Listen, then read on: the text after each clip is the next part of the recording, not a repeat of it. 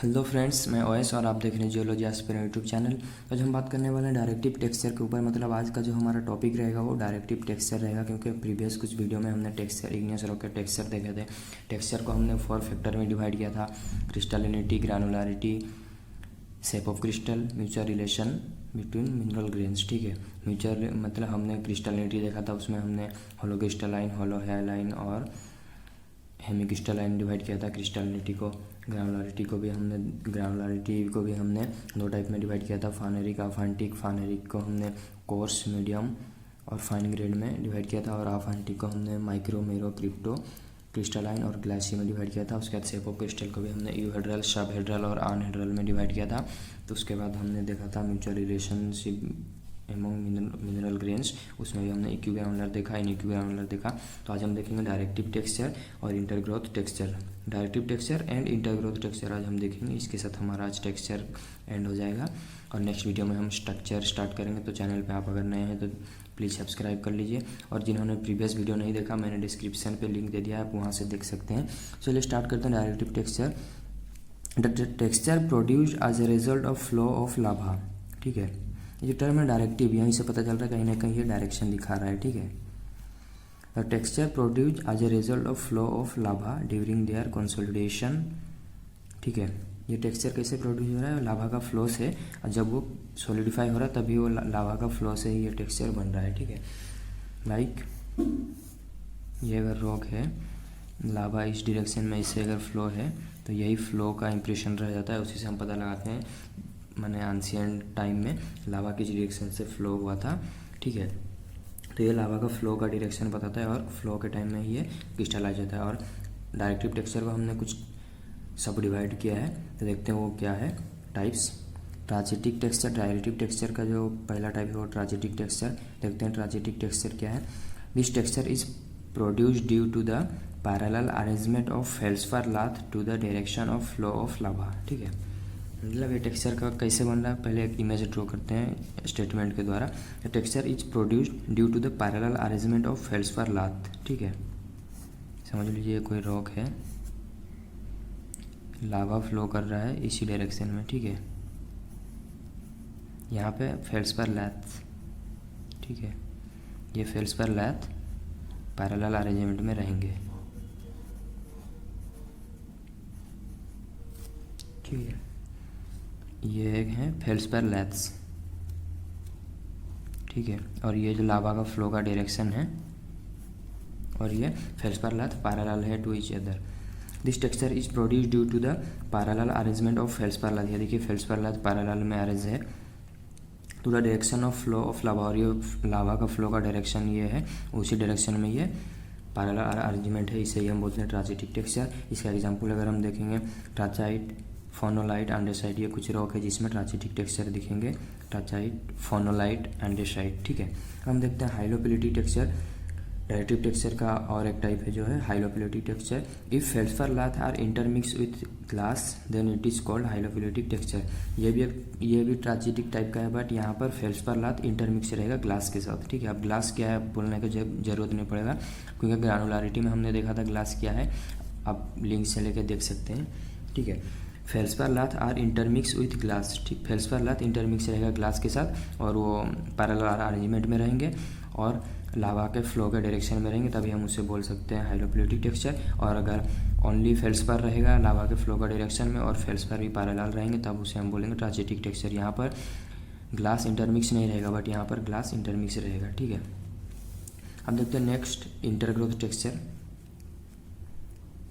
ठीक है, क्योंकि म्यूचुअल रिलेशन में हमने 4 टाइप में डिवाइड किया था: इक्विग्रानुलर, इनइक्विग्रानुलर, डायरेक्टिव और इंटरग्रोथ। तो इंटरग्रोथ लास्ट टाइप है, देखते हैं ये क्या है। This may result from either eutectic or simultaneous crystallization of the mineral. ठीक है, ये कैसे बन रहे हैं ना, साइमल्टेनियस क्रिस्टलाइजेशन ऑफ मिनरल्स, मतलब कुछ मिनरल एक साथ क्रिस्टलाइज हो जा रहे हैं एक ही टाइम पे, एक ही साथ, एक ही रीजन पे, तभी ये इंटरग्रोथ हो जा रहा है। और इसे ही हम बोलते हैं इंटरग्रोथ टेक्सचर। मतलब एक ही रीजन पे, एक ही टाइम पे ये क्रिस्टलाइज हो रहे हैं इंटरमिक्स होके। ठीक है, इसे ही हम बोलते हैं इंटरग्रोथ texture. This may result from either eutectic or simultaneous, मतलब एक साथ क्रिस्टलाइज हो रहे हैं कुछ मिनरल। ठीक है, it has appearance like runic writing. ठीक है, रूनिक राइटिंग तो आपको पता ही होगा, जर्मन में यूज करते हैं, स्पेशली नॉर्दर्न यूरोप में। ठीक है, जर्मन में एक लैंग्वेज है रूनिक, और वो जो यूनिक लैंग्वेज का अल्फ़ाबेट है उसी तरह ये इंटररोगेटिव टेक्सचर भी अपीयर होता है, इसीलिए बोला गया है it has appearance of unique writing. ठीक है, यूनिक एक लैंग्वेज है। ठीक, लाइक इंडिया में हमारा लैंग्वेज है हिंदी। ठीक है, डिफरेंट अगर हम देखेंगे आप ब्रिटिश में तो वहाँ का इंग्लिश है, अमेरिका का इंग्लिश है, इसी तरह इंडिया का जैसे हिंदी है, यह भी जर्मन का एक लैंग्वेज है यूनिक। उसका अल्फ़ाबेट जिस तरह रहता है उसी तरह ये टेक्सचर दिख रहा है, इंटररोगेटिव टेक्सचर का अपीयरेंस, इसीलिए उसे बोला गया है यूनिक राइटिंग का जैसा दिख रहा है। ठीक है, इंटररोगेटिव टेक्सचर के भी कुछ टाइप है, वो देख लेते हैं। Graphic texture. ग्राफिक टेक्सचर क्या है? इंटरग्रोथ बिटवीन ऑर्थोक्लेज और क्वार्ट्ज। ठीक है, यहाँ पर हमने देखा कुछ मिनरल साइमल्टेनियस क्रिस्टलाइज हो रहा है यहाँ, और उसे हम बोल रहे हैं इंटरग्रोथ टेक्सचर। और उसका भी कुछ सब टाइप्स है ग्राफिक के। पहला है जो ग्राफिक टेक्सचर। ग्राफिक टेक्सचर में कौन कौन सा मिनरल एक साथ क्रिस्टलाइज हो रहा है, साइमल्टेनियस क्रिस्टलाइजेशन, ऑर्थोक्लेज एंड क्वार्ट्ज। ऑर्थोक्लेज और क्वार्ट्ज जब भी साइमल्टेनियस क्रिस्टलाइज होंगे उसे हम बोल रहे हैं ग्राफिक टेक्सचर। यहाँ मैं लिख दे रहा हूँ ऑर्थोक्लेज प्लस क्वार्ट्ज, ये दोनों एक साथ क्रिस्टलाइज हो रहे हैं साइमल्टेनियसली, और इसे ही हम बोल रहे हैं ग्राफिक टेक्सचर। इसका एग्जांपल है ग्राफिक ग्रेनाइट।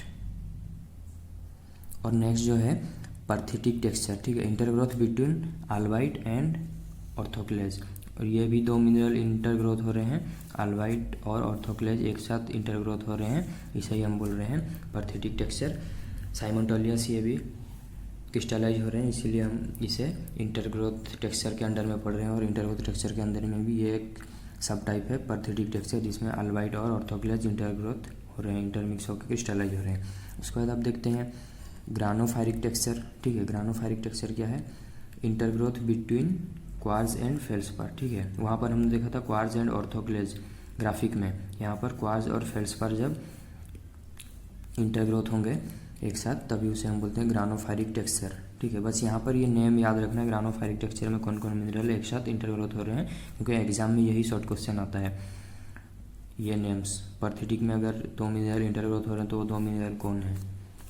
और एक है मिरमेकाइट टेक्सचर। ठीक है, myrmekite texture, MYRMEKITE, myrmekite texture.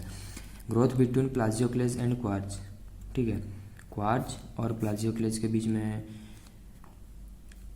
Growth हो रहा है, उसे ही हम बोल रहे हैं मिरमेकाइट टेक्सचर। और ये चार्नोकाइट एक रॉक है, उसमें ये दिखता है, कॉमन इन चार्नोकाइट रॉक। ठीक है, तो आज हमने देखा डायरेक्टिव टेक्सचर और इंटरग्रोथ टेक्सचर। डायरेक्टिव टेक्सचर में हमने देखा ट्रांजाइट टेक्सचर। डायरेक्टिव में हमने देखा ट्रांजिटिक टेक्सचर, जिसमें फेल्सपार लैथ पैरेलल अरेंज रहेंगे फ्लो ऑफ डायरेक्शन में, लावा के फ्लो के डायरेक्शन में फेल्सपार लैथ पैरेलल अरेंज रहेंगे, उसे हम बोले ट्रांजिटिक टेक्सचर। और उसी ट्रांजिटिक को हम हाइलोपिलिटिक बोल रहे हैं जब फेल्सपार ग्लास के साथ इंटरमिक्स रहेगा। उसके बाद हमने आज देखा इंटरग्रोथ टेक्सचर। इंटरग्रोथ टेक्सचर हम उसे बोल रहे हैं जो साइमल्टेनियसली क्रिस्टलाइज हो रहे हैं, वन और मोर देन वन तो नहीं, more than one mineral simultaneous crystallize हो रहे हैं, उसे हम बोल रहे हैं इंटरग्रोथ टेक्सचर। इंटरग्रोथ टेक्सचर में भी हमने कुछ उसके टाइप्स देखे, ग्राफिक टेक्सचर जहाँ पर ऑर्थोक्लेज और क्वार्ट्ज क्रिस्टलाइज हो रहे हैं, उसका एग्जाम्पल है ग्रानाइट। नेक्स्ट हमने देखा परथिटिक टेक्सचर। परथिटिक टेक्सचर में इंटरग्रोथ हो रहा है आल्बाइट और ऑर्थोक्लेज के बीच में। उसके बाद हमने देखा ग्रानोफायरिक टेक्सचर, उसमें क्वार्ट्ज और फेल्सपार के बीच में इंटरग्रोथ हो रहा है। उसके बाद हमने देखा मिरमेकाइट टेक्सचर, जिसमें प्लाजियोक्लेज और क्वार्ट्ज के बीच में इंटरग्रोथ हो रहा है और वो चार्नोकाइट रॉक में दिखता है। ठीक है, ये था ऑल अबाउट टेक्सचर। आपको जो भी डाउट हो आप कमेंट कर सकते हैं, नोट चाहिए तो आप स्क्रीनशॉट ले सकते हैं, you can take screenshot. Any doubt you can comment.